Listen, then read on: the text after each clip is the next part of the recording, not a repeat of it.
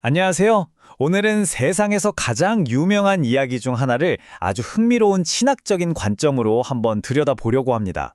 다들 기본적인 스토리는 아시잖아요. 그런데 말이죠.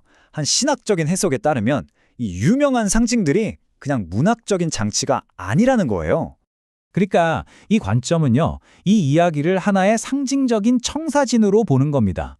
이야기 속의 각 요소가 인류의 원래 상태에 대한 굉장히 깊은 신학적인 원리를 담고 있다는 거죠.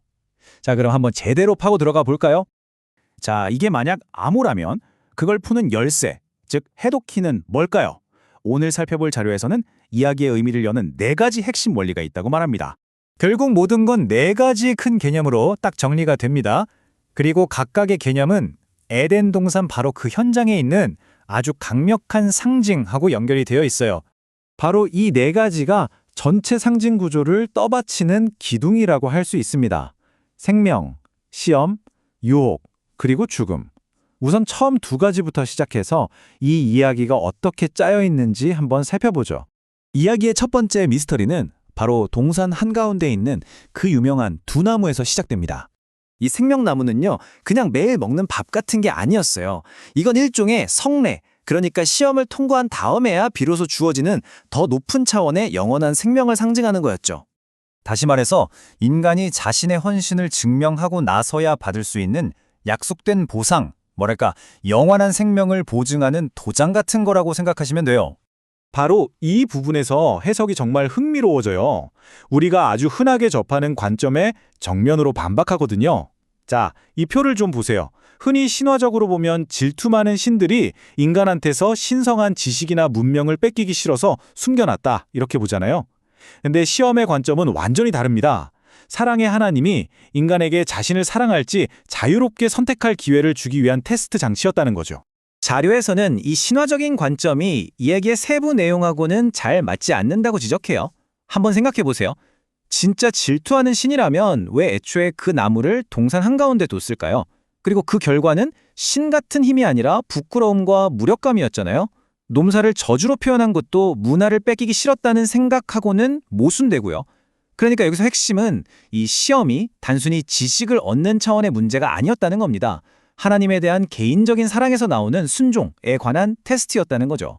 자, 이렇게 되니 이야기의 악역, 바로 세 번째 원리인 유혹과 죄를 상징하는 존재가 등장해야겠죠? 이 자료에서는 뱀을 단순히 우리 내면의 악을 상징하는 비유로 보지 않습니다. 그보다는 사탄이라는 악마적인 존재가 도구로 사용한 실존하는 생물이었다고 해석해요.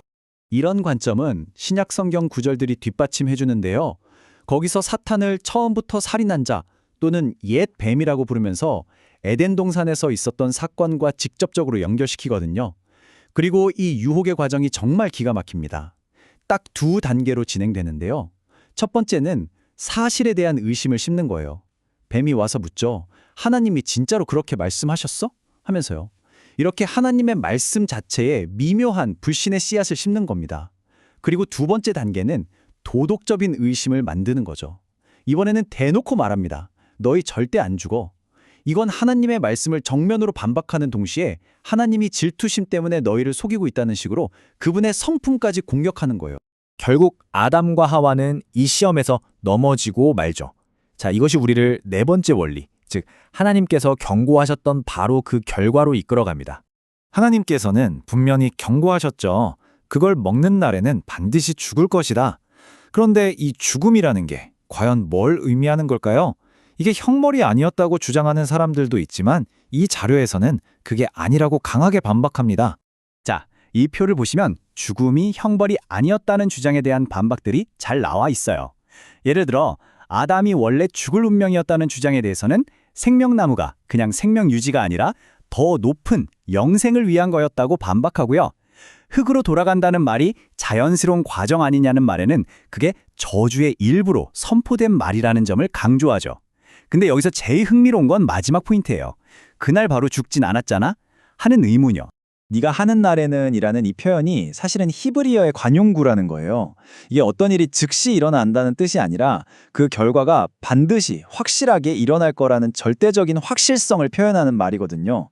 그럼 핵심은 이거죠. 하나님이 너희 그 자리에서 바로 쓰러져 죽을 거야 라고 말씀하신 게 아니라는 겁니다.